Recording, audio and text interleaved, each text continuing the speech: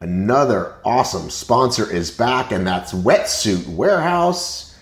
Ladies and gentlemen, cold water sucks. Wetsuit Warehouse is the leading retailer of wetsuits and neoprene accessories for obstacle racing.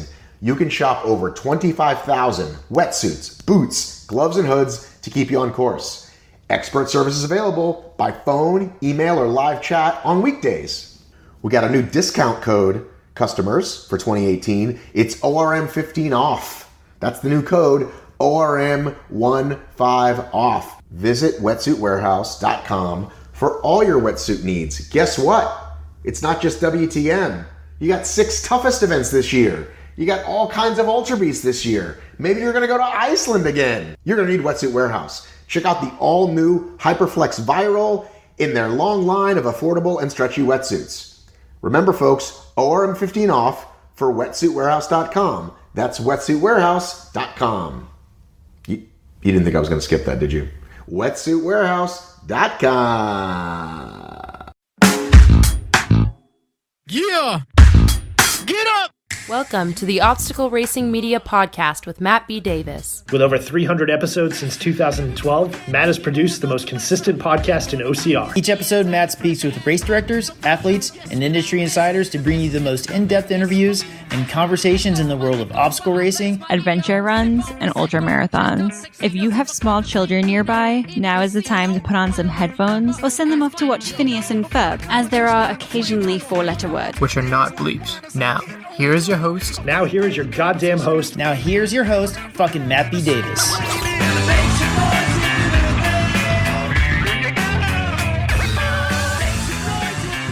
Good day, everyone. Welcome back to the Obstacle Racing Media Podcast. I am your host, Matt B. Davis. I am home less than, 12 hours from Tahoe. Whoo, what a trip. So excited to bring you guys this content. I think this is my favorite thing. We've been doing this together now since 2012, and I think this is my favorite thing.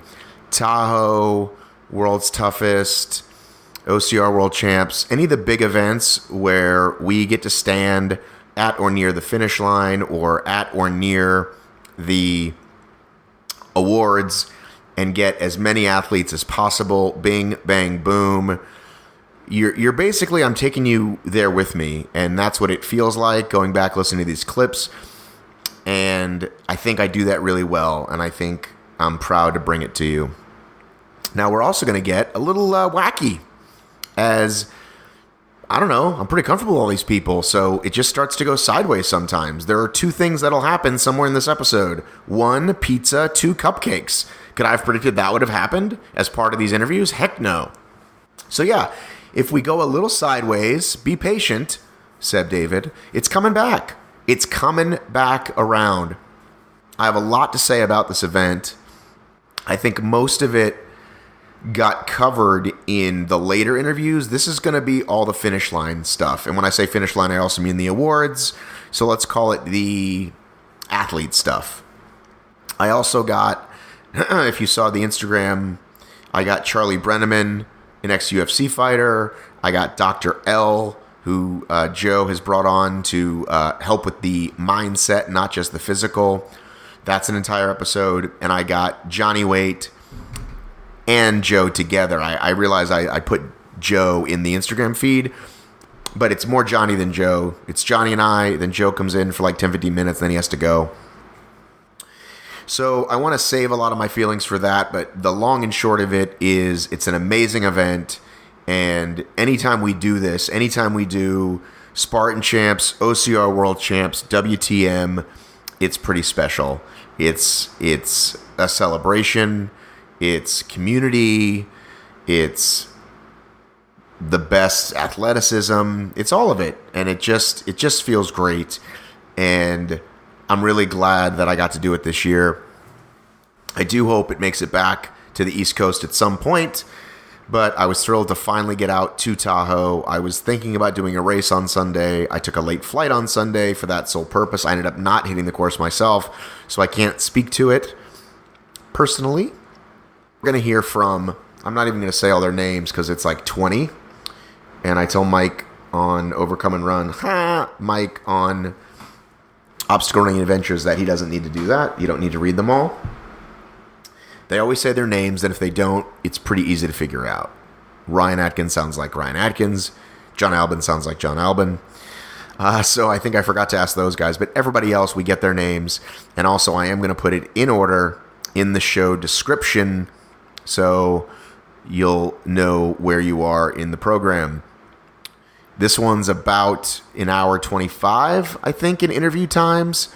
So subtract the outro music, whatever. I hope you really, really enjoy it. And as I'm recording this part, I hope to get this up to you ASAP here on Monday night so that you can enjoy it. Away we go. I know it's not good. Handsome Kempson, come here for a second. Come here, dude. Let's talk. Hello. How's it going, dude? Good. It's warm. I think, what are you, like 27th? What place do you come in? I don't know, 58th or something. I don't know. How you feeling about it? Feel good. A little cramping, but I'm happy. Best I've ever done. Hey, Fergie! Sorry. I'm not very smart. We're going to interview Fergie next. But how are you feeling? Great. It felt awesome. It was fun. Where's your bro? He's lifting weights and getting fat. All right, good talking to you. All right, get over here. What place did you come in today? I have to double check. It's either 19th or 20th. Oh, tell everybody who you are. Oh, I'm Mike Ferguson for You Run Wild. Now, you know what prize you earned today? Top 20.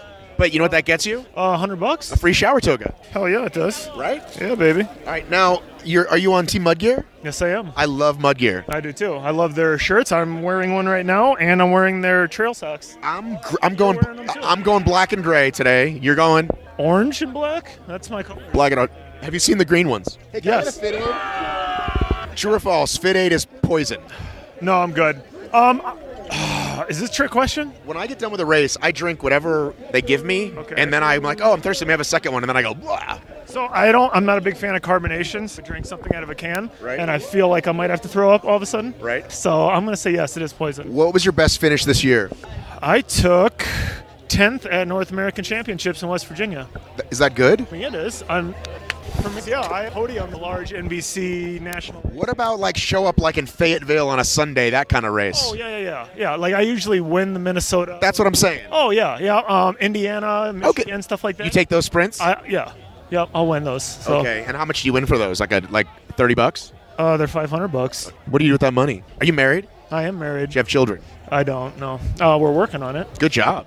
Pump out them kids. How about them kids? I would say I usually roll it into my next travel expense, like airline tickets or something, or take my wife out to a steak. Will you listen to this podcast? I've listened to pretty much 90% of all of your podcasts. Which ones do you skip then? The dumb ones. No. How can you know though till you get into it? Don't judge a book by its cover. I agree. No, you have so many of them, and I crank them out. Yeah, you do. So I can't keep up on all of them, but I've probably listened. Honestly, I've listened to 85-90% of all your. All right. Now, some people like that. I really sort of can't keep my head in one position, and we go all over the place. Some people don't like that. I don't care, dude. You like that it goes all over the place? Dude, I just like to roll with the punch. Yeah, I'm just setting my one. What shoes did you go with today? Solomon S-Lab Amphibs, and it's something that Robert Killian turned me on to, and I have about 8 or 9 races under my belt on these, but I think I'm going to retire. They're splitting. Now, it looks like you've got a couple of sponsors here for a guy who's, a very average obstacle racer. Average, yes. What's Eat the Bear? Eat the Bear, and I'm not going to give them a huge shout out, but they're a supplement company out of somewhere on the East Coast, and they just dropped me. And no, they dropped all of their sponsored athletes because I've heard that they're going under. Well, now you can't give someone a small shout out. It's kind of like being pregnant or not. We did mention them, so by definition, we did a shout out. Yeah. Eat the Bear, if you're listening, R.I.P., bro. Let me give a shout out then. I picked up Enduro Lead. That's the Woodsy team. Yes. Do you think Battle Frog is coming back? No. Okay. Do I want it to? Hell yes. Yeah. What was your first obstacle race? Have you ever heard of something called Hard Charge? Have I heard of Hard Charge? I was the first goddamn Hard Charge ever. Okay. All right. Yeah. They were in the Midwest. Yes. Yes. There's one in Chicago, and then there's one in Minnesota. My wife turned me on to that race. I ran it in road shoes. And did you win? I took 7th place. I had no clue what I was doing. Wichita, Kansas Hard Charge, I was there. Maybe it wasn't the first one ever. It might have been the second. And what, they were only around for a year? Not even. Not even? Yeah. So that was the first one ever. And then the following year was a Tough Mudder that came to Minnesota. And then the following year was someone that introduced me to a Spartan race. And I'm like, I don't even know what the hell Spartan race is. That's before I even had my Spartan tattoos. And then the rest is history. What would it take to get an ORM tattoo? A what? An ORM tattoo. No one has gotten one yet. I bet if you knocked out my student loans, I'd do it. Okay, how much is that? I got $30,000 left. A little too high. When it gets down to 8, How about you pay off? when it gets down, is that 8,000 or less? I think she owes $4,000 on the car. So I would probably do it for. Let's be serious for a moment. Okay. I see you wear these Spartan Race mud gear. We call them penis pants. You don't wear anything over. You have just the underlayer. Yeah, I know some people wear like some kind of underwear underneath. I have nothing underneath, just the shorts. So when you hit the water, you feel it on the penis. Oh, for sure. I was talking to VJ Jones when we came out of the water. I could not. Am I allowed to say testicles on this? I think you can. Yeah, I couldn't even find them. They were gone. They were so high up. Well, listen, man. It's nice to meet you. Let's see if the ladies are going to come in. What's your prediction? Well, Lindsay's already winning by a lot. Let's do top 3. Well, the last I saw them, it was Lindsay, Susanna, Faye, I think. That's the last time we saw them. I'm going to go. Which is how you could kind of predict it, right? Oh, so I agree with you for the top 2, and I'm going to go with Nicole Mericle for 3rd. What if we go to the live feed right now as if there's a live feed? Can't believe you said heart charge, man. Never. That was 2000. Okay, it's doing that thing where we're looking at trees. That looks like a man from this far. Lindsay Webster, first place. Sponsored by Rakuten. All right, let's talk later. Good to see you. Austin Azar from Edmonton, Canada. And this morning when I saw you, you were on fire. I was really pumped. And where are you now on the scale of 1 to 10? 10 being pumped. Oh, still super pumped. Probably like a 9 out of 10. That one that's missing is just because my knee's kind of bummed out. And it's, dude, everybody had a rough, like pretty much everybody's hurting except for Albon apparently. But Woodsy like pulled and changed an ankle. Like a lot happened to a lot of people, it sounds like. Yeah, I felt like I had a bit of a rough race, but still it was awesome to be out here and loved it. Why are you so positive? I mean, how can you not? Like, look at where we are. It's awesome. Do you know what place you're in? No idea. I think like the halfway point or when we ran back through town, I was doing not bad, and then my stomach just felt awful. I had to run to the porta potty off course. No way. And then go back out again. And then, the second climb was awful. Oh, I tried to skip a bunch of stuff on the monkey twister monkey. Just like launched and totally missed the bar and fell off. Dude. I don't know why I was being so risky, but oh well. What do you got the rest of the year? World's toughest. Single or team? Well, my knee's hurt and I don't want to risk it on a team, so probably go solo. Why would it be risky on a team? Well, if my knee flares up on a team, I'll keep pushing and then could end up slowing down the team. But if I'm solo and my knee hurts, I can just drop it. Is that your Speedo cap? No. Do you swim with a Speedo cap? I've never worn a Speedo cap, but I feel like I probably would have been faster in the swim. How bad was that water, though? I liked it, but that stupid PFD was choking me. Well, they got to do it. I mean, it's unfortunate, but... I felt so slow, and there was like 2 guys next to me. We were like kicking and punching each other in the water. It was vicious. Do you know who won the race? I heard Albon. Yes. Do you know who was second? Is it Atkins? Yes. Yes. Third? No, I don't know who's third. Killian. Then Woods. Then Cody. Then Ron Kent. Okay. Who's winning? Is Lindsay winning for the ladies? Yes. Yes. By a lot. She's gonna win. Do you feel bad for Atkins in second? Again, I do. I thought it was going to be his year, but me too. Albon, I think this is a good course for Albon. Oh, wait, there's Woodsy. Woodsy, he hurt his ankle? Yeah, I want to go. Let's go talk to. Let's go find Woodsy. Did you really? So real talk. Kirk and I just talked for a good 5 minutes, and I didn't hit start. True professional. So I'm here with Kirk, who some people know from The Bachelor, from 2010 and 2000 and what? 11 and 2000. This sun, what's going on? It's hot. It's Tahoe. You're lucky you're not freezing your ass off. When I saw the when I saw the women get in the water, I was like, oh my God. Because I wasn't in the water, and they were like freezing coming out. Was it bad? Could you tell? See, I was down here. I didn't have eyes up there, so. It was really bad. The wind. Let me stand over here. The sun is so brutal. Do you want some sunglasses? Are you sponsored by Gooder? No, but I can put my hair. I'm like dying. So anyhow, I hate asking the same questions because I feel like we just had those. We can nail them this time. Right? Let's nail them. Okay. Yeah. What is your favorite ice cream? Wow, we're starting exactly how we started last time with the ice cream question. Yeah. Wow, basic vanilla bean. Vanilla bean. How do you take your Starbucks? I like it black. Really? Strong, yeah. Okay. What is your go-to restaurant in your hometown? Go-to restaurant in my hometown? You wouldn't know it, so I don't think it would matter. Just make a conversation. It's a place called Pig Ate My Pizza. It's badass. It's funky. They play crazy music. They have lots of beer. It's good. Are you currently sponsored by anybody? Yeah, I think so. I'm sponsored by Mudgear and a kombucha company called Lake State Kombucha. Now, hang on a second. Barely no dollars. Now, hang on a second. I am wearing Mudgear right now. Yep. I love Mudgear. Mudgear's fantastic. Those are my people. Yeah, and everybody over there is great. Yeah, so I'm a Mudgear athlete. It's just the problem is that you're not very good, so at racing, and so. Oh, I heard there was a side of you like this. I heard. Hang on. Hold that. So Matt B. Davis left me with the microphone right now. He got yanked to go take a photo of the top 3. He was kind of being a prick, kind of nice. Can't figure him out yet. He's really into obstacle course racing, kind of a know-it-all. Thinner than I expected, more charming than I expected, but he just ditched me here with his microphone. All alone. Trying to fill time here. Got nothing else for you. I'm talking to nobody right now, but I'm being, hey, Steve Hammond's here. Steve, say hi. All right, you big bull bag, how are you? Matt left me with his microphone on. Recording because he got pulled from me. Yeah, bloody amazing. Yeah. He's the biggest bull bag of them all. All right, mate. We just talked shit about Matt V. Davis for the last 2 minutes. It was fantastic. Guess who I am? Hey guys, it's the Yokohama tire flip. These girls are amazing. Can you be 3 guesses who that was? Hey man, you're so neat. I'm Matt Davis. Sure, high five. High five. Do I sound like a special child? What is that? Mate, you're a fucking window licker. This was my interview, you guys.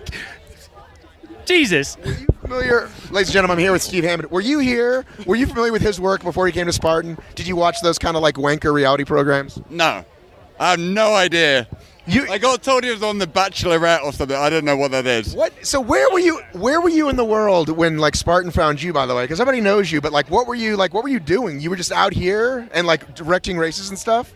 No. Semi-serious question, by the way. Now we'll get back to you, but we got the man here. Well, 2012. The nude sandbagger, as we're now calling him. All right, go ahead. I was a bit cheeky, but it was a dare, and I did it. Right. I was a professional kayaker and a whitewater raft guide for about 13 years, and ended up meeting my wife in 2012 on the Zambezi River. She lives in Newport Beach in California, and ended up coming over here.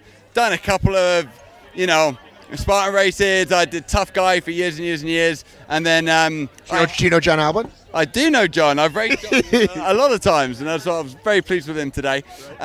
He was amazing, and raced a couple in 2012 and 13 back in the UK. Can we do some breaking news? Are Rebecca Hammond and John Yatsko an item? Yeah. I did not know that. No, I've been informed they weren't a good match, and they are now broken up. Okay, that's this. I can get the gossip side of things. I just saw. Oh my God! Ladies and gentlemen. I'm good. Wow, you're gonna put one down right now. Did he say he would buy you a pizza if you won? Well, yeah. He's like, "What'd you have for dinner last night?" I was like, "Pizza." He's like, shocked, and I'm like, "He's like, if you won pizza, I'll get you a sponsorship for a lifetime supply of pizza." So I'm really upset I didn't win. Just shit. You got one. It's not bad. That's amazing. This is the best finish line interview I've ever done. Woodsy, get over here. I'm loving this. I'm eating pizza. Talk about a fan of The Bachelor. This guy's a loser. You are a heartbreaking asshole. You're a jerk, and you should say you're sorry to Carly right now. He lives vicariously through my life. It's really this started out as a simple interview with young Kirk. He just wanted to know my favorite ice cream. And then I forgot to hit start on the recorder. The women came in. I took pictures. Still not recording. I have no idea what I'm doing. This I'm better Davis. We run through that. Ryan Woods, is this? I'm eating pizza. I don't give a shit. I love this. We're all just chowing down pizza. I was learning about Steve Hammond. So wait a minute. Are you an American citizen? No, I'm a green card. Can you vote? No. What can we do to get you out of the country? What would have to happen? I don't even know. How do you stay here? I have a green card. I have a 10-year green card. Yeah.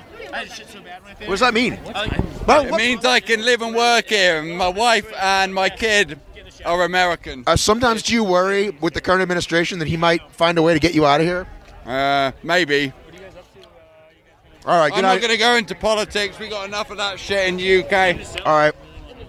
Good to see you, dude. Mate, you're a legend. Thanks. Thanks, you're a legend. Katie York. Hi. How you feeling? Good, how are you?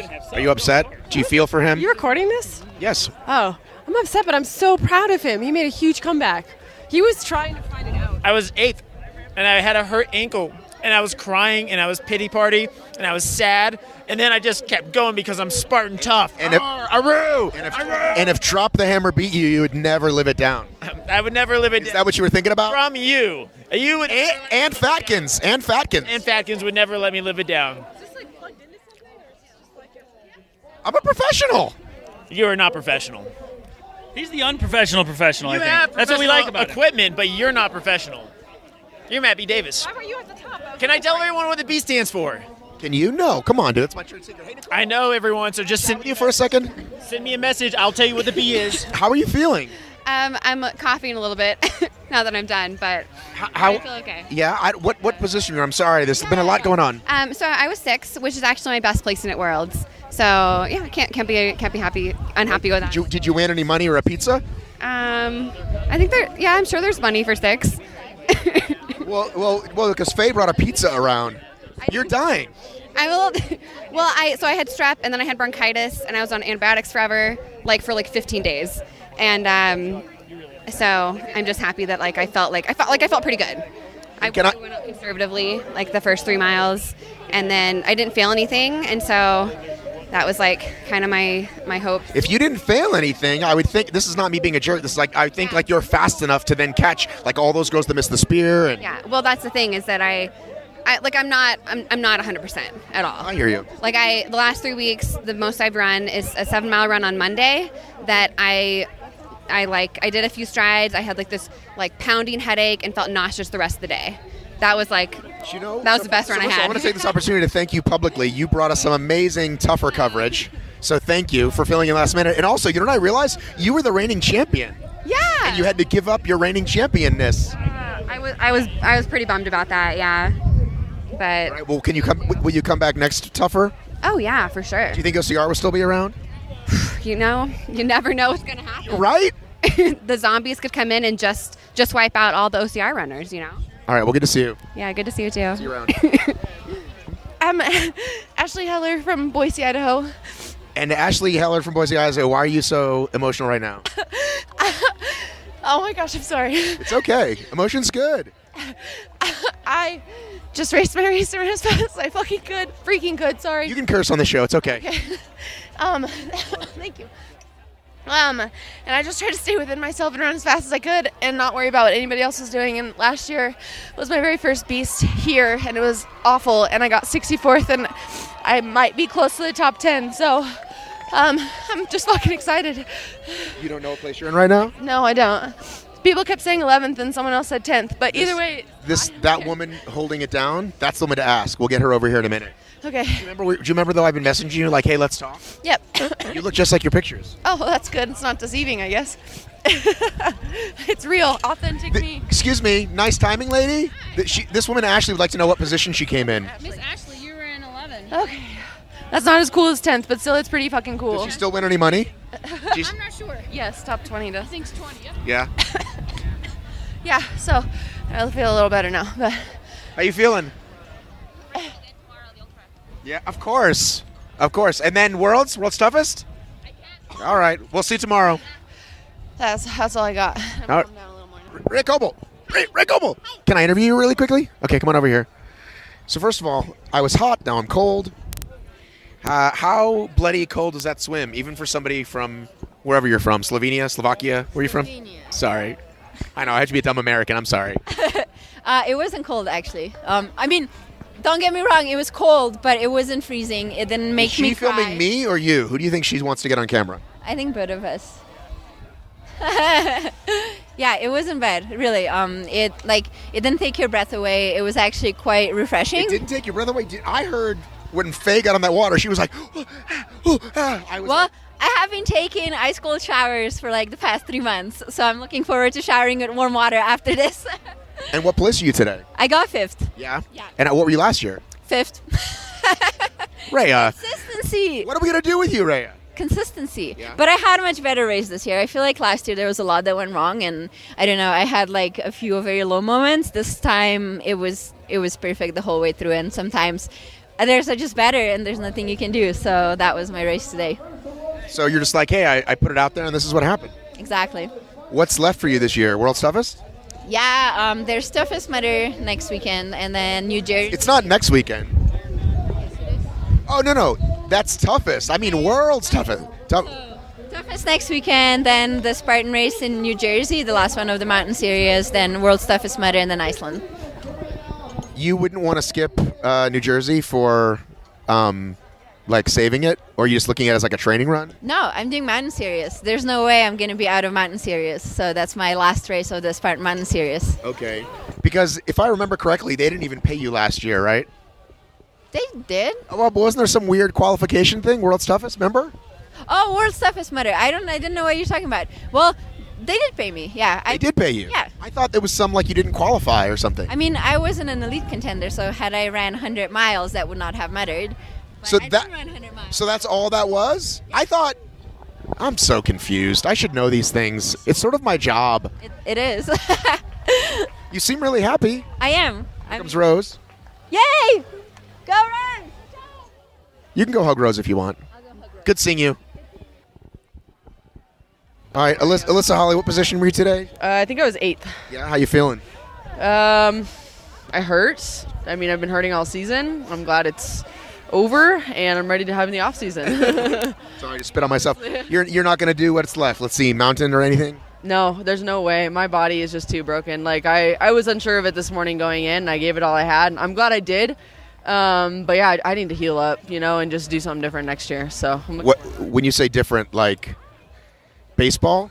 Yeah, I'm just going to go back and play softball. Actually, I'm going to be go back to my roots, whatever. I'm over this. Right. And no, I just need to go back to my roots and training like I know how, and, doing what I'm good at, and, just putting more of my heart into it, I think that was my biggest thing this year, is I just kind of was a robot and trained how I thought I needed to, and it didn't work out for me, so. And how do those Bleg mitts work out for you? Actually, they saved my life. I love Bleg mitts. Huge fan. Oh my gosh, they were amazing. And I'm so glad I bought them. Yeah, saved my race today, I think. Well, I was up there at the swim, and I wasn't in the water, and I was just freezing. So getting in that water and then coming out and then running with that wind at the top of the mountain, I just don't know how you guys, seriously, bro. Yeah, it's supposedly warmer than last year. Okay, yes, I will admit that the swim was not that bad this year. I was fine in it. The only bad part was then you knew you had the dunk wall, and after going the dunk wall, when you had your head wet and everything, that was the worst. That was way colder, I think, than the swim, and so that's where my hands got really, really cold after that. Yeah, so did you fail anything out there? No, I didn't. I mean, easy obstacles this year, I'm not going to lie. They shortened the Twister was way longer last year, and the Olympus is longer, all that. Can we have some hashtag real talk real quick about this? Yeah. Well, because that's what everyone was talking about yesterday. Only 13.5 miles, quote-unquote easy obstacles. That's like a super young girl. That's like a teenager coming through. Oh, yeah. Look at her. Well, I don't know. She might be European and just really tiny. Spoken like a true American. Well, I did race Morzine, and all the girls are so tiny, but they are so fast and they smoke it. Dude, when I was in China last year, I got an extra large shirt, and it was like Emma's size, my 9-year-old daughter. I was like, are you kidding me? Anyhow, so I was asking everybody, does a 13.5 mile quote-unquote easy course, who is that benefit, right, versus 17? And a guy like Cody said, I definitely want the mountain. I definitely need that distance. But, I said it was Albon. And sure enough, he crushed it. Albon won, right? I don't know if you know who won. I didn't know who won for the men. All right, so Albon, do you want to guess second? I was going to guess Killian for first. Okay, so it's Albon first. Okay, Killian. I'll give you a hint. He finishes second a whole lot. Cody. No, more than Atkins. Oh, Atkins, duh. Then Killian. Then which is third, second in a row, and then Cody and Kent were like neck and neck here on this final rig. Wow, no, sorry, Woodsy. Then okay. So I think it was like 5th, 6th for Killian Kent. Man, that's nuts. What a good race. Yeah, it was cool to watch. But no, so what I was saying was about this is that what I heard is they want to make sure she's European. They were like, they want to make it easier for the average person. And you're like, that's fine, right? But okay, do you want to describe what's happening right now? There's wind. There's so much wind I can't even see around either of us. Okay. Is that you can do that, but you can make an elite heat where you make it harder and then just change the obstacles for everyone else. Why can't they just keep the elite heat super hard? Well, I guess what makes me kind of upset about you saying that is that this is a world championship. We all had to qualify to get here. Right. So, who cares about that? I mean, no offense, but like the average person, this is for like us. This is for the elites. This is for the best of the best. Right. This isn't about like getting 10,000 people a weekend at these various because no way. And it's so expensive and stuff to get here anyways. Like the average person, I mean, yeah, you come to it, but I mean, you want to come because you want to race at what the elites are racing at. You want to race at what's hard and like what's going to test you the most. Like you come here because it's a championship race and you know it's going to be the hardest one you're going to do. Well, you are on the pro team, so do you have any pull whatsoever? Probably not. Unfortunately, probably not. I just kind of go with the flow, like whatever. Do you want to shout out any sponsors? Ascent Protein. They have been amazing to me all year. They've seriously got me here, and and my new head sweat sponsor too. What if I told you that Ascent Protein is the only protein that does not give me horrible protein gas? I would believe you. I went and I went to their facility and they showed me everything about how they do it, and it's insane. I took it. I met them at the 2016 Asheville, and it's like whatever, another protein sponsor. Yeah. But I'm telling you, all protein gives me gas, and I started taking theirs. So I was like, this is amazing. What is your flavor of choice? Recently, the cappuccino casein. All right. Well, listen, go rest or do whatever it is that you do. And so you're just going to chill the rest of the year? Well, I got Iceland. So it's really hard to be like, oh, I'm going to heal up because I don't have that much time. So I'm going to do it probably do nothing in October and then kind of pick it back up for Iceland, maybe do Grace, and then they're probably just going to start the season earlier next year. So, I don't know. I'm just going to keep grinding, I guess. All right. Well, good to see you today. Hey, I'm putting you on the spot. Yancy Culp. Hot takes, first thoughts, Spartan 2018 World Champs. Kolbl gets my high five for finding Rebecca Hammond mid-year. This is Robert Kolbl, not Rea Kolbl, spelled differently. Director of his official title. Doesn't matter. No matter what, he found Rebecca. He's great at that. Every year he finds epic talent. He finds Rebecca Hammond. I thought that's what you do. I do that on a B-level scale. Kolbl's a genius at that. His background in the Tour de France, cycling, and he's got a great eye and ear and all things for talent. Do you know that I once asked Robert Kolbl what time it was, and he told me how to build a watch? Yeah, we both have ADD. If you ask me what time it is, I'm probably going to take you on a rabbit trail. I have ADD. I don't do that. Well, we have it. Well, maybe this little. You have a different thing. It's a different act we have. Yeah. But so Kolbl finding Hammond was epic. I think the fact that we've resurged. There's the newcomers. The John Penland goes top 20. My client from Alaska, Taylor Turney, goes top 20. I liked him. I talked to him. Yeah, Taylor's a great guy, man. He's trying to get into law enforcement up in Alaska, and I'm trying to talk his ass down train. So guys like Taylor Turney, 18th, was not acclimated. He's my guy, so I'm a little partial. I think Sarah Woodward's, she wins the climb to the top of the mountain. She comes in, she freaked everybody out. She was ahead of, it was Sarah Woodward, Faye, Lindsay, Zuzana, and it's like nobody called Sarah Woodward getting to the top of the mountain first. That was how quickly is Jack right now currently already crunching the data from this year's race? By Tuesday, yancycamp.com, we will have the most recent updated rankings for the worldwide, all your regions on yancycamp.com. I want to see the up the hill splits, all that fun shit. Yeah, it'll be great. We're going to launch some cool stuff. I'm going to tell you something. I was up there live. Go to Obstacle Racing Media Facebook live feed that I posted earlier this morning. We had the top 11 females 3 miles into the race in the water together. And we're not talking like a 10-minute swim. That's like a 2 or 3 minute swim. And that's how close the top 10, 11 females were all in the water at the same time. So this is the first year where we saw, halfway through the race, we saw so many male and females really close. So it was a really exciting race, 20, 25 minutes faster than all previous years on the male and female side. So I would say go back and watch the Spartan Live Facebook live feed and check that out. It's some great coverage. But anyway. Why is Jon Albon unbeatable when it counts? I would say that you called him a beanpole. I'll be real. Albon is. I still think. I'm still going to say nothing bad about Jon, but I still think Atkins is the greatest obstacle course racer of all times. I'm going to go there, and I'm going to tell you why I go there, because of how he's been able to the bookends of TMX and say world's toughest mudder, and then everything is in between. Atkins can, he's epic at world's toughest. He can step down and compete with the best of the best in TMX, and 1 year ago he was second at TMX, and minus the debacle at Everest this year, he would have probably made the top 10. So I still say Atkins is the greatest of all time, but until they're we're a little too close to like Olympic level runners being able to come in and be very relevant in our sport. I think if the obstacles were ramped up 5-10%. But they had double sandbag twice, and it still didn't knock Albon out. That second double sandbag was really short. Okay. It was really short, but again, nothing against Albon. Those are the two greatest of all time in just raw OCR, championship type level racing. Those two are going to go 1 and 2 if everybody shows up. But I'll be honest, man, I'm still taking Atkins as the greatest of all time. That's my guy for the greatest of all time because his broad range of effectiveness, and no matter what race he shows up to. But are you partial though because he's a beat elite athlete? No, I swear to you, I'm not. It's because TMX is a legitimate OCR race right now. It's obstacles and strength training. It's legitimate, and Atkins can go mix it up with those guys. Cody Moat couldn't. Jon Albon couldn't. Hobie Call couldn't. Killian showed up and got his butt handed to him. So the only other 4 are Killian, Cody, Albon, and Moat. And then you have Cody and Moat are the same person. That's right. So you have these 5 guys. The only one. Hang on a second. Why are you guys not eating this pizza? It is sitting there way too long. The only guy that could go in, no matter what, it's literally TMX and shake it up with the big 200-pound guys is Atkins. Right? So anyway, I still call him the greatest of all time. Because of his ability. Atkins has been doing trail running since he was like a professional mountain biker. In my home state of New York, he took my favorite record that I failed to get. Which was? The Great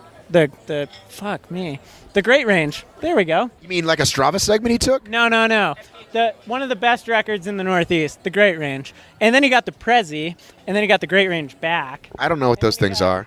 Yeah. Atkins is apparently... Like Mount Washington and other mountains with presidents' names in it? I've done those. I've fucking done those. And you should have the record. I'm gonna tell you a little something, guys. Way back in 1998, when I was in 1998, I hiked Mount Washington, and I saw people with a sticker that says I went up Mount Washington in their car, and I was like, that's a fucking thing. I fucking hiked that motherfucker in boots. Do you own any current FKTs? Yes. Which ones? I honestly can't remember. But if I go to FKT right now and search it, yeah. Do you know that Kirk, the handsome model, doesn't even know what we're talking about? He doesn't know what an FKT is. No. 20 FKTs. No. This guy, minus the injury. Where are your FKTs, my friend? Minneapolis, Minnesota, flat as a pancake. I fucking crush all the FKTs. No joke. Name one. I want to hear what he is. For a second. The one male that came through compared to previous couple years and had an epic year was this guy. Dude, you had an epic championship series. I mean, he was off the radar this year. Wait, this guy too. These two had 2 of the biggest resurgence. Good stuff. Equal. I mean, Kempson was always good, but Kempson had a breakthrough year. It's in that other dude with the weird name. Yuri Force? Yeah, Yuri Force.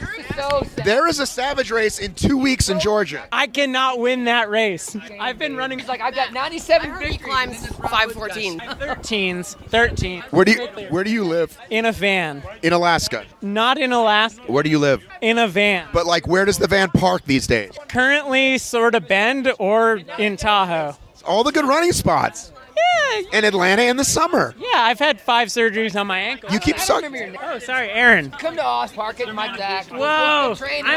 Listen, this guy, if you want to A, eat some great barbecue, B, be around. We're in the 85%. My wife's a sports performance dietitian. She'll take care of you. Now, I want you to know that right now there are people who really love this, and there are people that absolutely hate this, right? I hope this isn't live.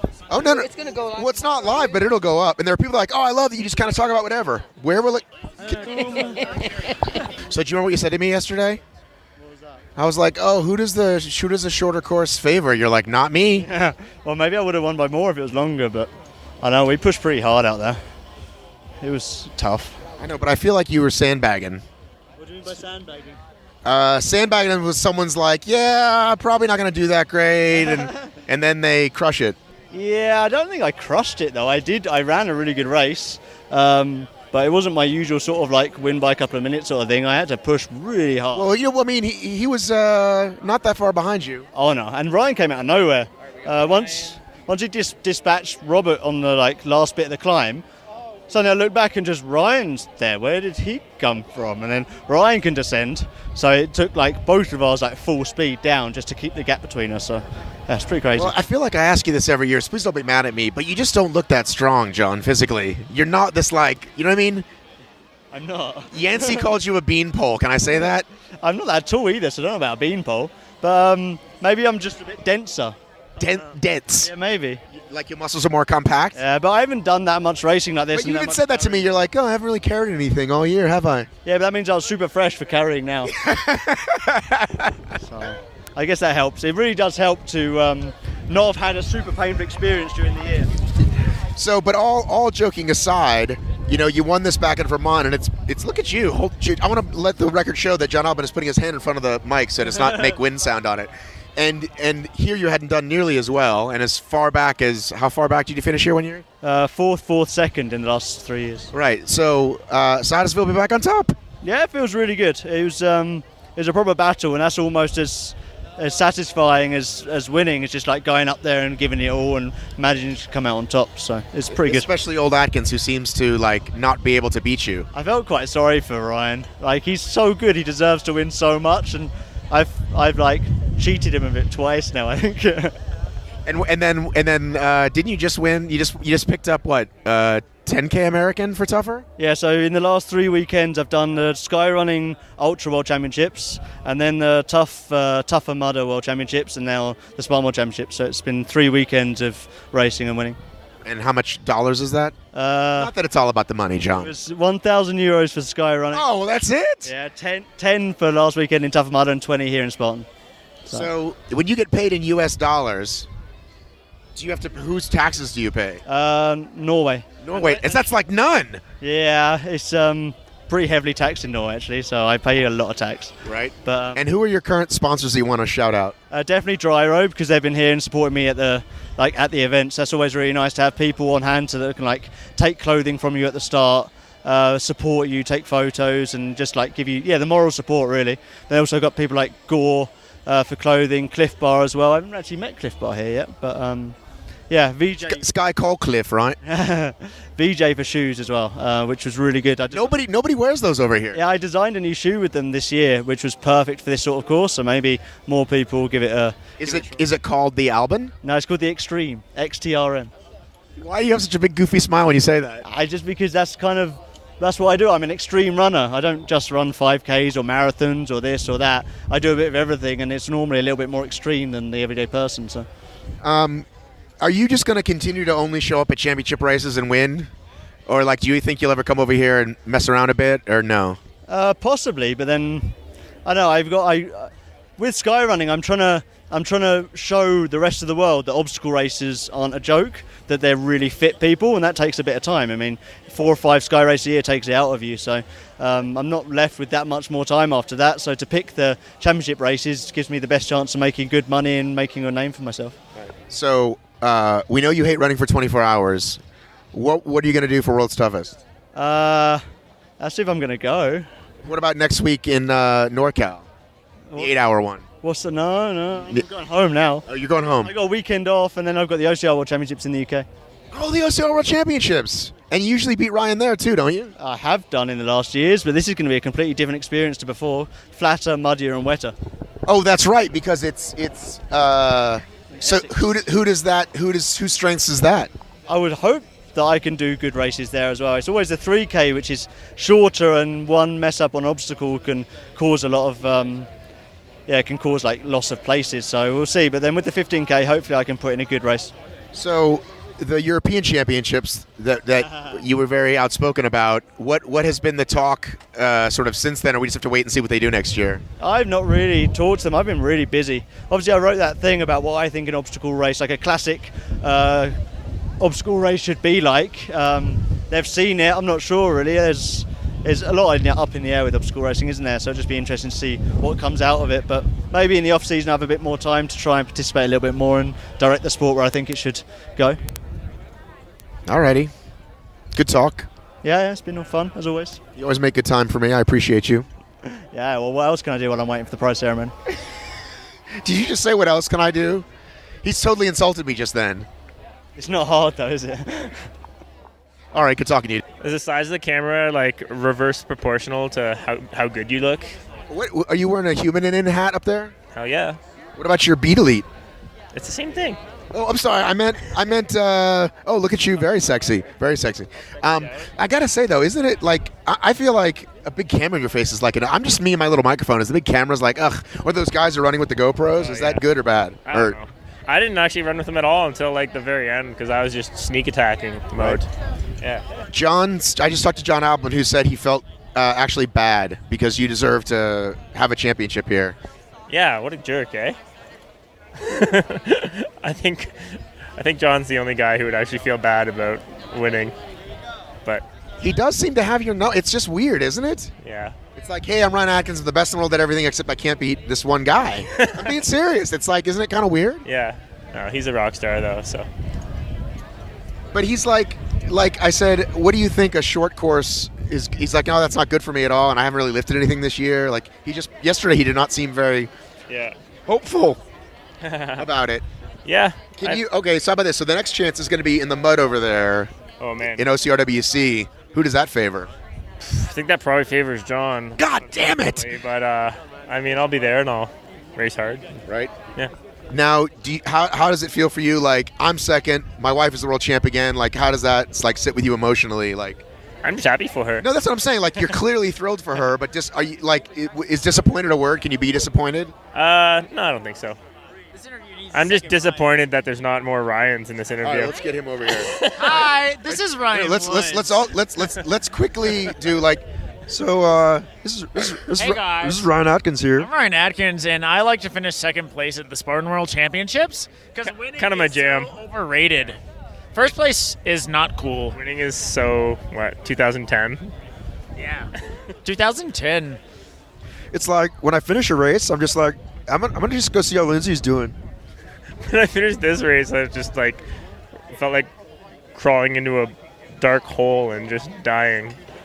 Did anything mess you up out there? I mean, he like had all these excuses. This is Woods here. I'm pointing to all these excuses. My foot hurts. My butt hurts. Whatever. Look at that guy. It's like Superman. I've got 6 excuses. How did anything go with you today? I mean, he's got a great butt, so I mean, if it hurts a little, who cares? Like, you know, sometimes when you're almost about to fall off the rig, you like my butt? You know when you're about to fall off the rig, and then you cull the depths of your ancestors, and then Did any of that happen out there? Yeah. No, not really. That doesn't happen. That happens to you, not Ryan Atkins. Halfway down the end of that double sandbag, I was like, man, this is kind of heavy. I caught him on the uphill in the double sandbag. Well, I mentioned the downhill. What happened? We will be comparing. Yeah, man, I was like, moving good. Who's this? And then you like flew in the downhill, and I'm like, oh god, he's fast. we will compare some Strava segments later, won't we? Ooh, yeah. That's when the real racing starts. I'm not gonna have any. I was bad today. I feel like Ryan Woods' main goal is to be in everything I do. Like everything I've shot. Like if you look at yesterday's ORM story, like everyone is like him. Like in the background waving because I make your stories better. Because your stories kind of suck. I think he's stalking you. You might need to get a restraining order. If I were stalking him, I'd just be hiding out at Dunkin' Donuts. Am I? Who is? He'll be there. Okay, let's compare these things. Is Ryan Woods a worse obstacle racer and I'm a worse interviewer? I mean, like, where is that? You know what I mean? If you're going to say that. Dude, I'm a pretty good obstacle racer if you don't listen to Kevin Donahue. Were you in the top 5 today? 4th. Oh, okay. What is 4th? First loser? 3rd. I mean, I'm the number one. I'm the number one podcast. He's first loser. I'm the number one podcaster. I'm not the fourth best podcaster. But there's like 2 podcasts. There's a bunch of them. Yeah. How many times do you get hit up on a weekly basis to do a podcast? Probably like once a week. Bi-weekly because he's bi. Yeah. All right. Weekly. I didn't know this guy had an actual. I always just hear this weird voice in the festival area. I didn't know there was a real person that did that. It sounds pre-recorded, like when it like this voice is like you type in words and the computer generates it. It doesn't sound real. I hope we get paid in just Bose headphones. Like 40 pairs of headphones. Just the earbuds, because I don't have enough earbuds. You can just cover your whole body in earbuds. Did you make a sandbag reference, by the way? Somebody said you made a sandbag reference on the stage yesterday. I didn't catch it. Yeah, I did. Dude, he IDGAF. You know what that stands for? I don't give a fuck. Fatkins does not give a fuck. I don't give a fuck. Would you put your weight back on so we can keep your nickname as Fatkins, by the way? Sure, maybe you should take me out to Dunks a few times and we can get it going. Dude, I'll go to Dunks and then we'll go visit you and we'll go to Timmy's. Timmy Hose. Dude, Timmy Hose is the best. All right. Well, it's always good talking to you. I hear there's a big throwdown over at the... Oh, are you racing team tomorrow or no? Yeah. So you're not going to throw down tonight with Hunter? I'll drink. Is that what throw down means? Yeah! Drink over at Hunter's tonight? Yeah! I'll see you there. No, dude, it's totally fine. So how does it feel to be up there and sing "Oh Canada"? Surreal. Also, it felt, if I'm being honest, like it took forever because you're just standing up there smiling. It's a bit awkward, but... Is that new for Spartan? I know at OCR Worlds they do that, but is this new for Spartan to play the country song? I think so. I don't remember them doing it last year, but yeah, proud to hear my anthem for sure. Somebody is very happy with their finisher time. I think there might be like an age group winner or something happening. But anyhow, I feel like I just talked to you, but I can't remember if I asked you anything. Oh, I was asking you about, you said you didn't like to run a load because after the spear you beat everybody? After the spear, yeah, I mean, they like, all the other girls had to do burpees at some point, and then I was just sort of running alone, and I was like, oh, it's a little early in the race to be running alone right now. I'd rather not run alone. But anyway, thanks, Jon. Yeah, it is what it is. I mean, I'll take the advantage, so... Yeah, it just kind of makes you spend the rest of your race looking over your shoulder a bit, which is always nerve-wracking, but it's also motivating. So, can you compare winning last year, winning this year? Different. I mean, winning last year I never really expected, and I had like such a good race. This year, I mean, every race is a little bit different. Like I still had a good race. It wasn't as perfect as last year, but yeah, I mean, I felt really good today. So yeah, just different.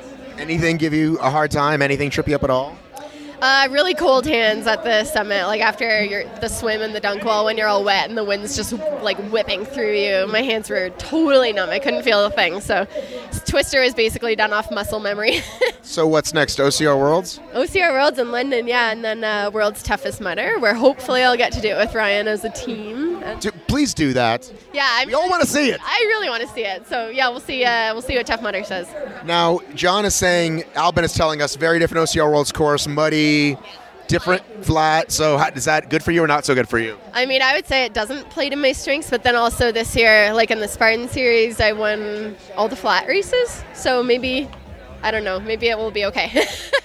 Right. Do you want to shout out any sponsors? Yeah, definitely. Like Beat Elite couldn't do it without you guys, or I guess Human N is the parent company. So shout out to them, and Tough Mudder, and Marina Sport, who helps me with recovery. Yeah, just everybody who makes it possible. Thank you. All right, awesome. Talk soon. Good job, bro. All right, so first of all, have we ever spoken before? No, we've never. Yes, earlier today. I mean, before, like on mic. No. And you said what did you say to me? You said, "Are you the guy that actually like calls people out on bullshit?" Is that what you said? Yes, I did say that. What have you been reading lately? I don't know. I don't read actually too much about it, but I just heard that through the grapevine. Right. Yeah. Yeah, that's what's good about us. Yeah. So we need more. What's the word? Watchdogs. So I happen to take that role on. So you watch those dogs? I watch those dogs, bro. Yeah. Dude, you're like totally chill. Like even after you finish second, you're just like, ho hum. But you know, it's good to be done. Like, what am I supposed to do? Be unhappy? No, I mean, like, I don't know. Is this kind of your way? Yeah. After races, I'm pretty chill because it's like there's such a buildup of anxiety of everything, and then you race, and then you're done, and you can just relax mentally. When you start this race, are you like, okay, I'm gonna win, or are you okay? I'm happy with anywhere, like behind Lindsay would be great. So I don't think about places actually. Like going into this race, I was like, I'm going for a run, and then like repeatedly throughout the race, I was like, I am just by myself going on a run. And like as soon as it would kind of occur to me like what place I was in, I would bring myself back to, oh nope, just running. I'm running for infinity, and I'm just running. So I tried not to think too much about places. Like Toy Story? Yeah, just like Toy Story. I don't actually know I don't know the reference, but yes, just like Toy Story. I think in Toy Story they said to infinity and beyond. Correct. Yes, just like that. Are you a Disney fan at all? Sure. I don't know. Were you into princesses when you were little? No, I was more of a tomboy. I liked Shark Zone, Power Rangers, actually Judanger, like the Japanese version, Ninja Turtles, that kind of stuff. Who's your favorite Ninja Turtle? I don't actually know anymore. I don't remember. Actually, sorry, Shark Zone, not Ninja Turtles. I'm a total fake. You called me out. I don't know which. Where are you from? So I grew up mostly in Northern California. Winters, a small farm town called Winters. So have you been here before? So I came here. I checked out the course in July, and yeah. So my sisters. Do you have a giant watch I can borrow? Oh, thank you. Wow, amazing! That's so convenient. Yeah, well, it's a small world. Do you know these people? Because they're videotaping us. I have no idea who those people are. I have no idea. It's that guy looks like my dad, and that woman looks. I was gonna guess that might be your folks. Yeah. Those be my folks. So, what did you do athletically growing up? So I rode horses. I played rec league soccer in elementary school, mostly horses till college, track, middle distance, then post-collegiately middle distance. Then took a year off and started rock climbing and just rock climb for fun, and then started doing this. Well, it seems like that would be the way to go, middle distance runner to rock climber to OCR. Yeah, seems like if you knew that OCR was what you were going for. Absolutely. Where'd you go to school? I went to college at Swarthmore College. I'm sorry, what's it called? Swarthmore. It's a small liberal arts outside of Philly. Okay.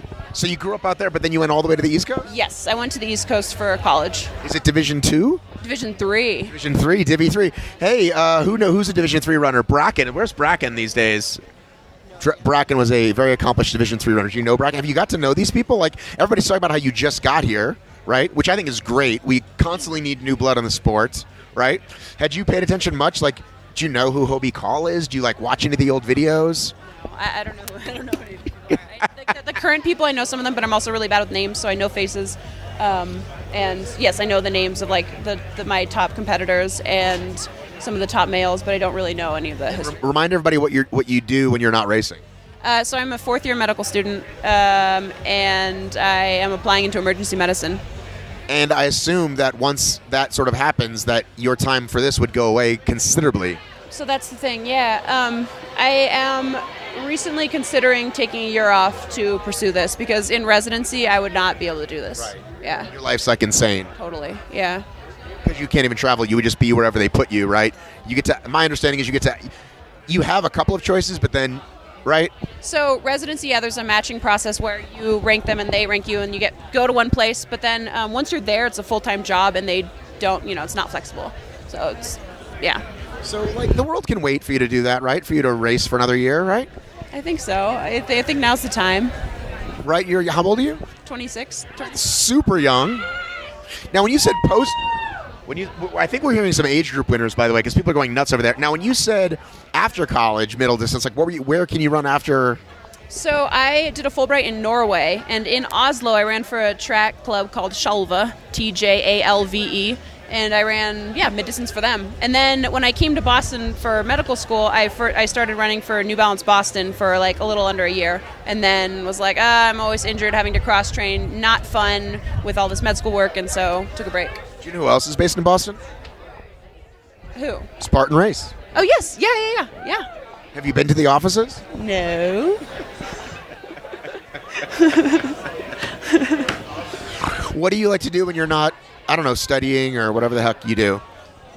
Oh. Working on cadavers? Do they do that? Do you work on cadavers? So in medical, at the beginning of medical school, we worked on these like old cadavers that were preserved, but my cadaver was not well preserved, so it was kind of rotting. Then later, I did a trauma rotation in Brazil, and we got to work with fresh cadavers, and that was amazing. It was a really incredible experience to work with cadavers. But yes, but that's not like my free time stuff. I don't know what I do in my free time. These days, it's like train, apply to residency, like, coordinate with my medical school when I'm taking classes. Yeah. Do you have any Netflix indulgences? So I don't really watch TV. I have been listening to a book on tape lately, at night especially. Do you ever listen to podcasts? No, I just listen to the book. When you run, do you listen to music or anything? So, yeah, after I quit track, when I started running again, I started listening to music. Yeah. But it's, what are you into? all sorts of things, I guess. Music-wise, I mean. Yeah. I mean, I like all different kinds of music, I think. I like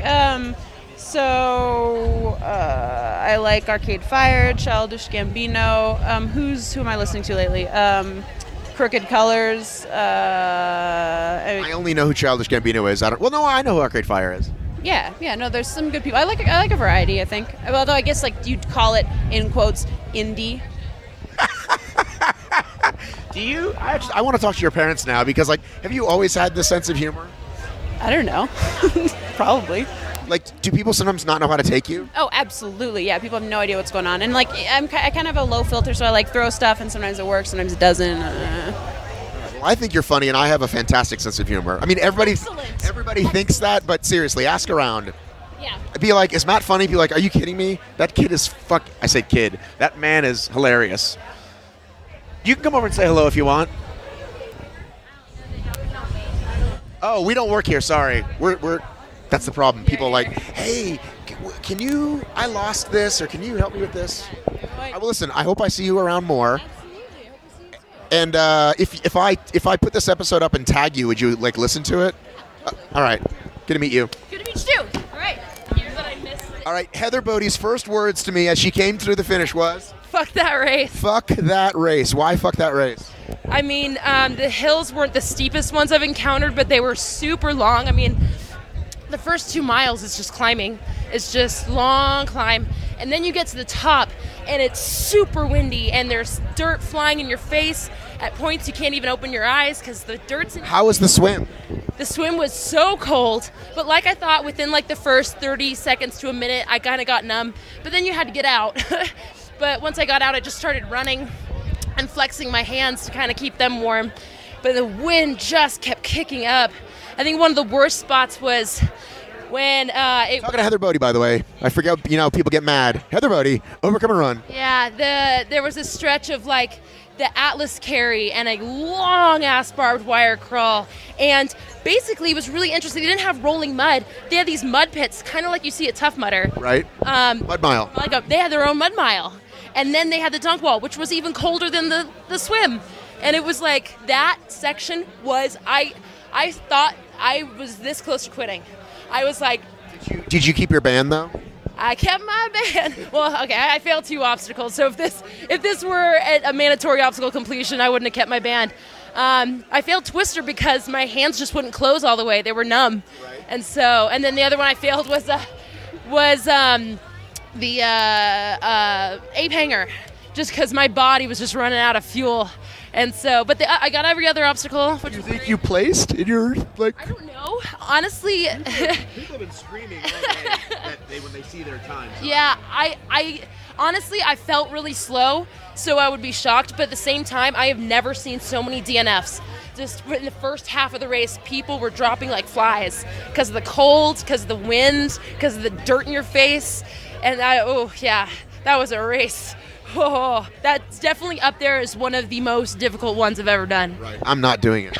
You should do it. Totally not doing it. Just to go through it. Yeah. No, like 8 times throughout the race, I'm like, nope, not running tomorrow. I've never been so close to quitting on a race, but I was like, no, I've got to stick it out, and I'm really glad I did. Yeah.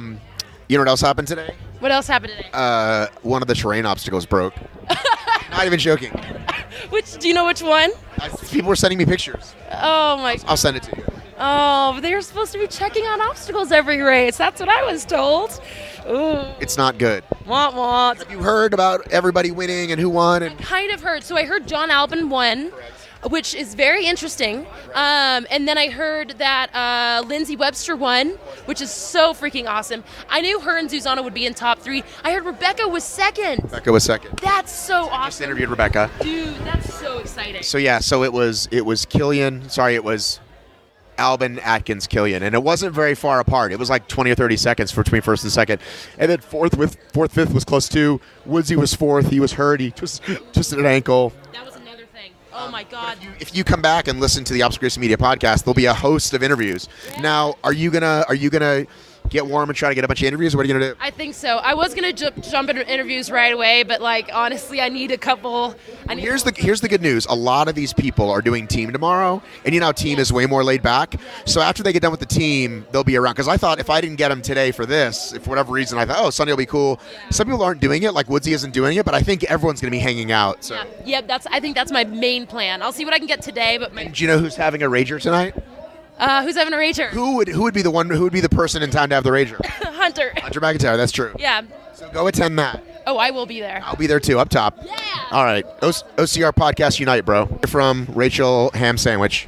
Rachel Ham Sandwich Hamrick. I'm from Clarksville, Tennessee. Hey, y'all. I'm from Clarksville, Tennessee. I think I did that to you last time we interviewed. You did, y'all. You did the whole y'all thing. We've been through this, man. So wait, do your friends call you Rachel Ham Sandwich? We know since birth, pretty much. I've been like Rachel Ham Sandwich, like Hammy, Ham. So you are an old lady. I'm not an old lady, but I'm maybe an old lady. What age group are you in? I'm in 40 to 49. Dude, me too. Although, wait a minute, OCRWC, they do it 5-year increments, right? Oh, yeah, that's true. I was just thinking out loud. We're right. Oh, what is this? Somebody's stuff. Oh, we should steal some free shit. So, but you know what? In age group, it's got to be tough to realize where you are in the placement. That's one of the hardest parts about age group is because you leave and all the other age groups before you have a green band on. The elite has a green band, so you're passing up, you don't know who. Right. So you're like legit trying to look at their gray band to see what time they have on the gray band, but they're all covered up. When I'm running a race, so I'm 40 to 46, right? Or what? 45 to 49, right? Because I'm 46, and so I'm. A guy my age can look 35 or look 55. You know, it's really hard. So I'm looking at everybody I pass. I'm like, you have gray hair. You know what I mean? Especially from behind, because right. You're like, she has like long hair, looks really fit. We're all fit. Right. You don't know until you turn around, and look at the front, and you're guessing like, am I rude? Do I guess 40? In a street race, I'll flat out ask them. Like, if it's a half marathon, I'll just be like, hey man, what age group are you in? And then they're like, oh, 52. I'm like, cool. You know, like, I don't give a shit what happens to you. But if you're my age group, I want to beat your ass. That's exactly right. And so it's really hard. Like, you're looking at the face, you're trying to look at their gray band, and you just don't know if you should pass them or not, so you have to. Did you freeze up top there in that swim? I don't cry easily, but I got out of the water and started to cry. And I couldn't move. Because you are from Tennessee, and it is fucking cold up there. It is, yes. Yes, it is. What was your goal today? My goal was to make the podium, and I did. So I got the goal. I wanted to be 3 hours, but I didn't plan on like freeze walking like a snow woman for 2 miles. So, I mean, I got one goal, not the other. That's cool though. But I did want the goal of not doing a lot of burpees. Which one? Last year I did 270. What? Yeah, I know, right? This year I only did 60. So yeah. What place were you last year? Well, I ran elite, and I was 29th in elite last year with 270 burpees. Hang on, Lindsay's got to gather all of her loot. Hey, Lindsay, congratulations. Where's that? See you later. I thought you were good. You did 270 burpees last year? I did 270 burpees and still. Because I've done that in a race, but not in a long time. You know, I try to bank on the speed, but now, like, everyone all of a sudden is beginning to run Spartan races. So you have to be fast and run clean races too. So I'm sorry. That's okay. You're yawning. Are you running tomorrow? I will not run tomorrow. I will not. There's a team race tomorrow. I'm out. Look at Hobie. And Hobie Call's over here on sticks doing pull-ups. There feels like 2 spears. Oh, those 2 spears? Well, he can do that though and look totally cool. If I did that, somebody would come over and ask me to stop. I should interview Hobie Call, shouldn't I? You probably should. All right, let's get him over here. Hey, Hobie Call. Hobie, can I talk to you? All right, good seeing you. My name is Hobie Call. I'm from Utah. Utah? Actually, I moved. Now I'm from Stansbury Park, Utah. Is that different? Yeah. Did you have like some compound? It's about 2 miles away. But that means you had to like rebuild obstacles and everything? Didn't you have a whole setup? No, unfortunately we kind of downsized and the obstacles didn't make it to the new house. What? Well, I am retired now. All I need is a pull-up bar. Wait a minute. You're retired? Yeah, I'm not an obstacle racer anymore. Now I'm the pull-up master. Hobie. I am the pull-up master of the universe. Now, listen. In training. Listen, Hobie. I have gotten in a bit of trouble for announcing your retirement, and then only for you to come out of retirement multiple times. You're like a boxer. right? Boxers do that all the time. No. It's all legit. It's legit. This is the real thing. Okay, so let's talk about this pull-up record. We talked a little bit about it off the record yesterday. You took a little break because it was too nice outside, you said. Yeah, the sun came out and I was like, oh, those hills look real inviting. And so I decided to go hike up some mountains for the summer. But now summer's over. I'm back at it. And now it's real. It's a real deal now. Not all. Actually, before you talk about that, that's fine. You can totally take pictures of us. I gotta. You gotta follow me on the mic here. Yeah. So Hobie is currently describe what he's doing. Rachel Ham Sandwich. He's doing pull-ups on 2 spears, like only Hobie can. And so what's the discipline? Every 5 minutes? Every 2.5 minutes, I do 18 pull-ups. So that's 900 pull-ups in just over 2 hours. And what's the goal we're going for? Well, that's just my workout for today. But the goal is most pull-ups in 1 minute. Which is? Right now it's 55. I'm shooting for 71. So you're going to do the unofficial one, you said. Yeah, unofficial when I can break 55, and then I'll make it official when I'm ready to go for my goal at 71. I want to know about how you feel about this recent marathon crush time, because that once was your dream. Yeah, once upon a time ago, and yeah, they're getting close now. It was pretty exciting to watch, actually. Right. So they're getting close. It's fun. Did you send that guy a note?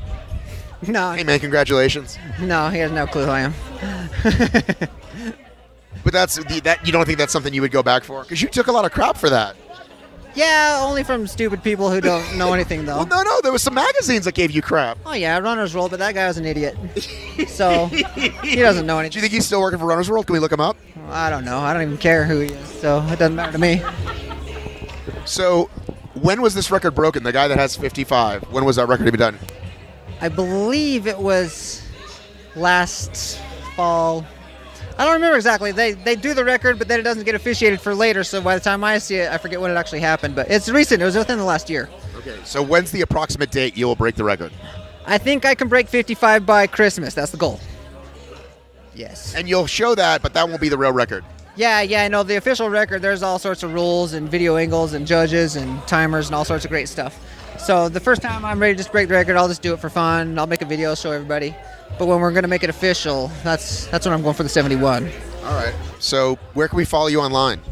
I don't do online anymore, so you're out of luck.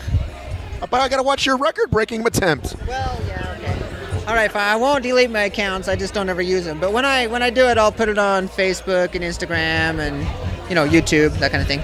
All right, dude. Good talking to you. Yep. I just said when you're going to get a nice new hoodie, you look like a homeless person. Since you're sponsored by so many people, including Fit Aid Life Beverage, can you get me a Fit Aid sweatshirt? You know what? I don't think they associate with people like you, so I'm just going to try to keep that separate. Jewish people? No. Low lifes. But what's I can get you like a Marshall's hoodie, and then I could write in big letters on it ORM. That'd be helpful. Why are you so mean to me? I've been nothing but nice to you. I'm just upset with you because I called you the other day to ask some facts, and you kind of just stuffed it in my face. Like, why should I know any information about that race? I have things going on in my life. And I was like, oh, wait a second. Aren't you supposed to be the pinnacle of all media related to obstacle course racing? I'm sorry, I connected with a friend to maybe have a good talk with him and maybe ask him a little information about obstacle course racing. So sorry I called you, man. So let's break this down. It's Saturday afternoon. I'm in the car with my kids. The phone rings. It's Hunter McIntyre. Hunter's my friend. I think I'll pick up. Yeah. Hey, Hunter. What's going on? Hey, what were the splits at the Tough Mudder race? I'm like, isn't there fucking live coverage that's already been posted? There was no information. That's what sucks so bad about the fucking. I'm with my kids right now, bro. I can't break down the splits. You are the guy. You're the guy. You're the reason why I follow and listen. But you understand, Nicole Mericle was live casting for me, and she had showed everything. Dude, there was none of that information, at least that I could track. Look at this. Here's Hobie Call, and he's going to show us show me your spirit pull-ups. Now, I just want to say we're here. I'm next to two legends right now. Heather from Overcome Run is right here. Who do you think's weirder, Hobie or I? Well, let's just say what's happening here. But here's the thing. You're standing next to two, true legends, both now pretty much retired. He said he's retired, and he said it on microphone, and I said, you better be fucking serious. Sorry, your curse. You better be serious, because I've already gotten in trouble for saying you retired. Are you officially retired? No, I'm not retired. I've got other stuff going on. If you think about it, John Yatsko showed up here today after 3 years of not racing, took top 10. Hobie took a year off, then won. Maybe took 2 years off in one. I can do the same exact thing. It's just like you got to explore it. You know, he had some things to do with his family.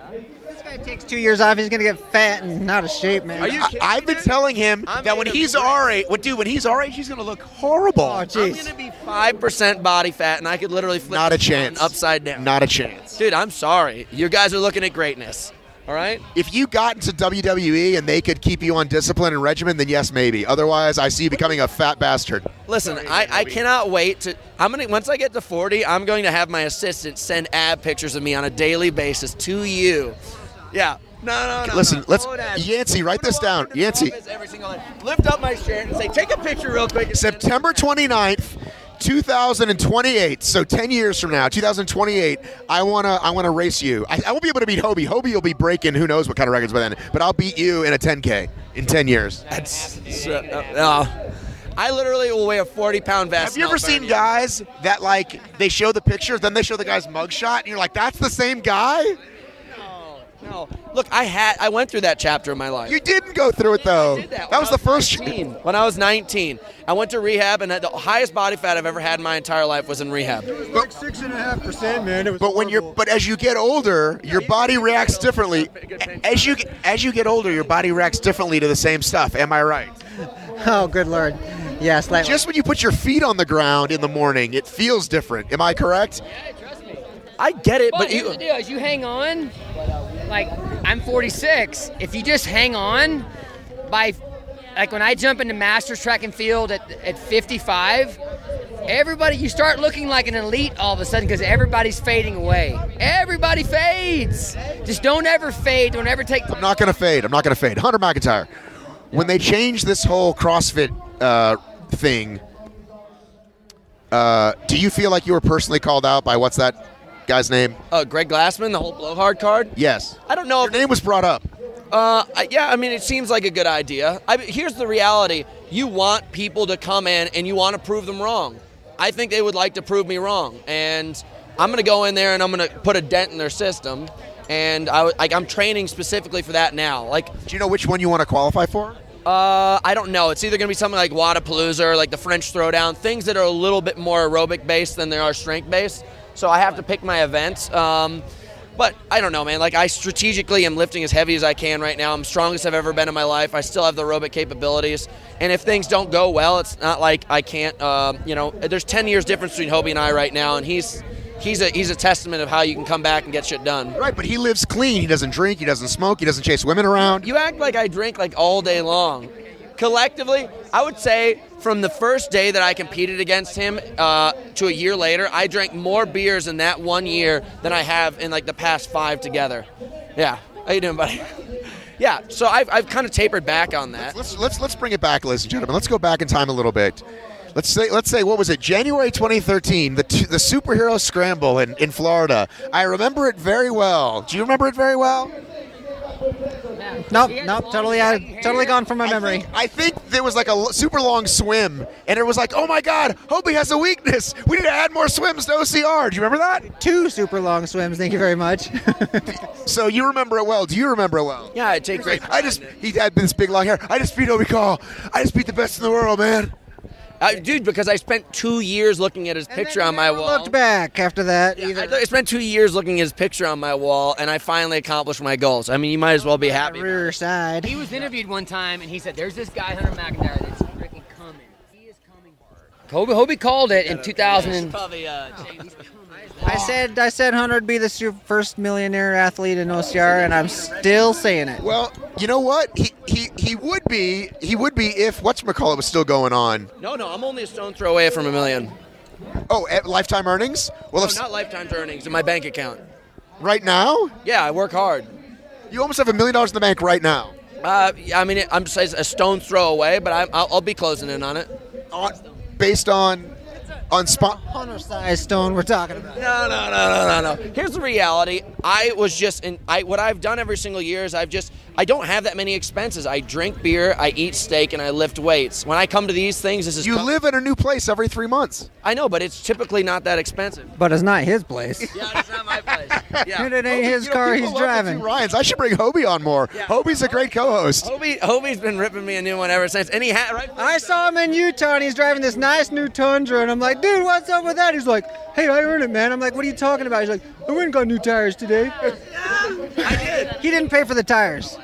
Do you have a tire sponsor? No, I don't. I work really hard. I'm hoping that I get a phone call from Yokohama someday. But no, my reality is this: I learned from the best, and now I took a business-based mindset to it as well. I think that's one thing that people might not recognize in this sport is you have to also, you can't win races, you need to set yourself up for the next chapter. 99% of people do not know how to present themselves to sponsors, and when they have a sponsor, they don't know how to take care of the sponsor, they don't know how to make money in the sport. They don't. I'm one of the 99%.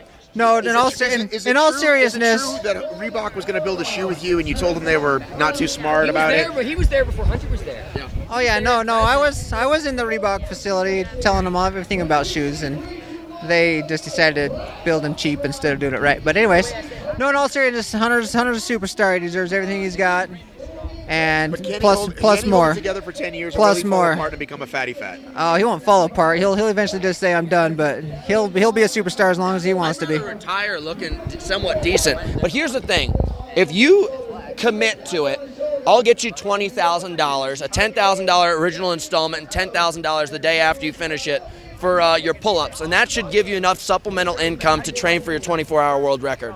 I'll get you the money. What's the 24-hour world record? The 24-hour world record for the pull-ups. I've been telling him he could set the world record.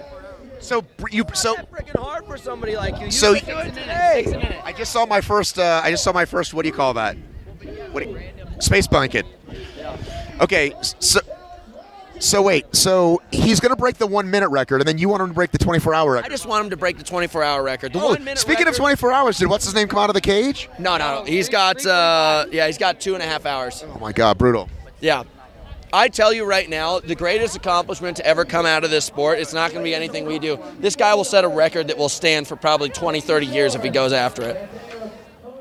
The pull-up record? Yeah, the pull-up world record. Okay, so you're going to focus on CrossFit only next year, 2019? It just depends on, really the way that they just built this whole situation for CrossFit's new structure. It's too hard to guarantee that because I don't really know. I could go to an event and it could be such a slim chance of getting there. It doesn't matter what I do. What if you just traveled to one of these small countries because they only have to have one affiliate, like Uzbekistan? I could go live in Uzbekistan for a year. You don't have to live there for a year. You just have to win at that location. You have to win it, but you have to live there through the open. And I think you have to have some kind of citizenship through it. They're not going to make it that easy. They're not going to. They're like a smart business. Otherwise, you're going to see people living in random places all over the world, and it's going to totally rob the idea of what they were trying to structure, which is represent your country. You know what I mean? Okay. Do you have any idea, because the rest of us don't, what is TMX doing next year? How many events? I have my fingers crossed that TMX will basically double down on what it's already created, meaning that from what I hear, it may have more events and it may have more cash significance behind it. And the cash significance is going to secure the bigger names, whether it be, let's say Hobie decides to sack up and do it, or some CrossFitter decides to leave CrossFit and focus more on that. And then the more events is going to be basically them firming up their kind of significance in the place, sports space.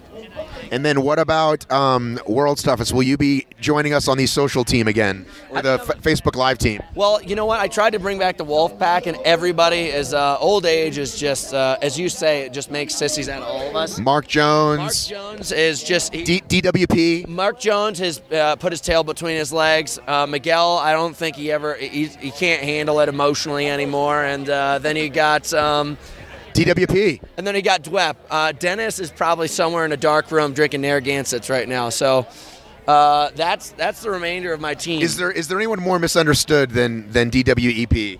I think he's probably he's the biggest keyboard warrior I know. But here's the one thing I'll tell you. I respect him so much because he is really intelligent and he's got a great heart.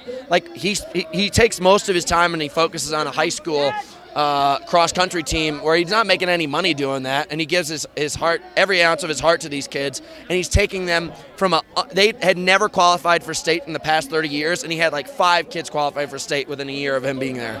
Where is the Rager tonight? Case Race Championships. Because remember we did this for TMX, but I didn't make it. Oh, you know what? I'll make it this time. I tried to do something nice and get us a house on the water, and it was too far away. This is so close. Can I walk there from here? 100% you can. Yeah, and then you can get home safely. That's the best part about it. All right, even though you're wearing a fucking Bro CR button, tell about your name, where you're from. My name is Josh Peukert from Reno, Nevada. Oh, this is like your fucking back door, bro. Will you get in my back door later? I mean, maybe. Depends on how many drinks I have, I suppose. And tell me why you're bringing me. Hang on. God damn it! I keep trying to put my microphone away. Hope you guys appreciate this because I'm exhausted. This gentleman told me he would bring me a penis donut because of your post from ESPN when you thought that the guy said like. Oh my! I swear to God, as God is my witness, I thought he said that, and everyone was like, "What are you talking about?" And I'm like, "He did." And the next morning, I played it, and I was like, "That's not what he said at all." Yeah, it's not even close. Heather from Overcome and Run. Yes. What are we eating right now? We're eating cupcakes. I don't even know what flavor, and I don't care. They look amazing. How's the podcast going, Heather? Doing pretty good. When are you going to stop taking big breaks? We like you. We want you to keep doing good content. I need to be more consistent. I'm coming up. I'm getting better at it. I'm getting back in the flow. How's wedding stuff going? Good. I got really awesome fall. A lot of destination weddings. I'm very back in the zone. I'm actually from another watch company, and they asked me to come over and help with Oh, shit, where's my phone? Okay, so tell everybody your name and where you're from.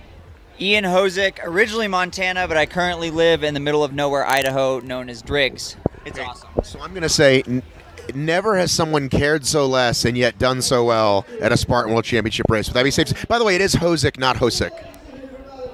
Many pronunciations have been butchered over the years. Able to get it right? It's Hosek. Okay, so but would that be correct though? What I just said? I cared today, but many times I'm out there to have fun, and I don't try very often. So what if you actually put your mind to it and could actually compete with the top 3 guys in the world instead of, what were you today, 7th? I was 9th today. Okay, 9th. I mean, I want to do better, obviously, but today I did my best. Yeah, I'm starting to figure things out, and then that is allowing me to try harder. Do you have your own brand on your hat? I have my own company. Which is called what? Hosek Performance Engineering, LLC. Also X Corp. Is that a coaching company? It is. I coach people to run. So you're a running coach, not an OCR coach? Correct. Do you know this guy? That's my client right there. What's your name? Dan Costa. So you're just a strict running coach? Correct, but I can apply my skills to OCR if people have questions about movements or obstacles. Do you care about someone's running form? I do. So are you someone that cares if someone's like a foot or a heel striker? Front foot or a heel striker? I don't. I care about where they're landing. So they must be landing under their center of mass or like half an inch in front of it. No braking force, essentially. And that will dictate their stride as well. But if someone is a heel striker and still lands under the center of mass, it's not that big of a deal to me. When did you even start racing? I started racing competitively end of 2014, early 2015. So you've been around for a hot minute. I've been around for a little bit. I did my first OCR race back in 2012. How many podiums have you been on? I have no idea. More or less than 10? More. How many firsts? Around 5 or 6. Okay. Like, what's your best day ever, do you think?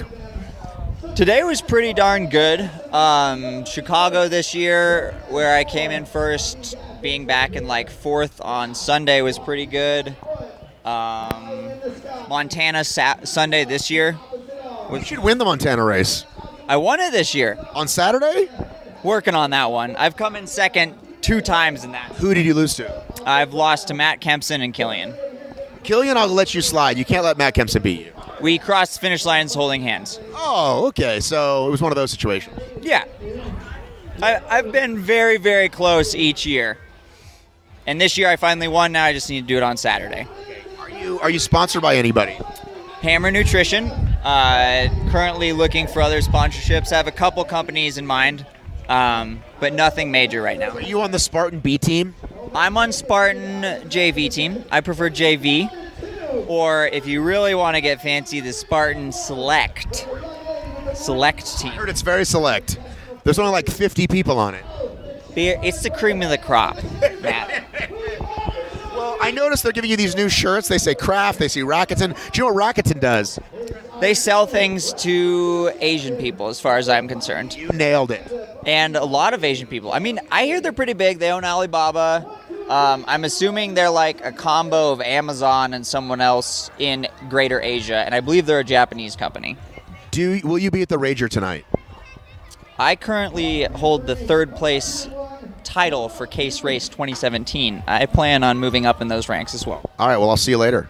Sounds good, Matt. Thanks for having me.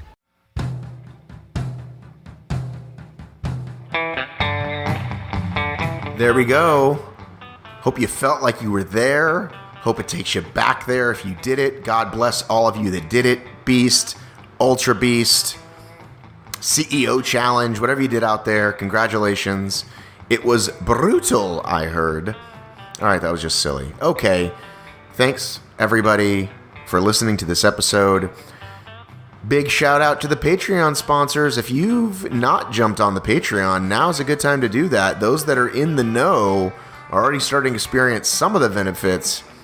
More benefits coming soon. Patreon.com/Obstacle Racing Media.